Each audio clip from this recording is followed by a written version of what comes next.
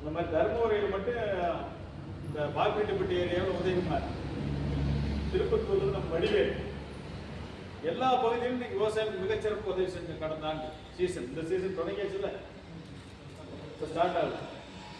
ஆக உலகத்திலேயே கல்லை இறக்கி விற்கிறதுக்கு தடை விதிச்சிருக்கிற ஒரே ஒரு நாடு தமிழ்நாடு. 45,000 கோடிக்கு டாஸ்மாக் விற்கணும், பார் நடத்தணும், ஒரு பாட்டில் 10 ரூபா சேர்த்தி விற்கணும். இந்த பிளாஸ்டிக்லாம் 2 ரூபா டம்ளர் 20 ரூபாய்க்கு விற்கணும். இங்க நடக்கிறது எல்லாமே வந்து சொல்லுவான், திராவிட ஆட்சி, அம்மா ஆட்சி, புரட்சி தலைவர் ஆட்சி, புரட்சி தலைவர் ஆட்சி, கலைஞர் ஆட்சிப்பா. இவனுக்கு எல்லாருமே டாஸ்மாக் ஆட்சி தான். இவங்க எல்லாருமே டாஸ்மாக் ஆட்சி.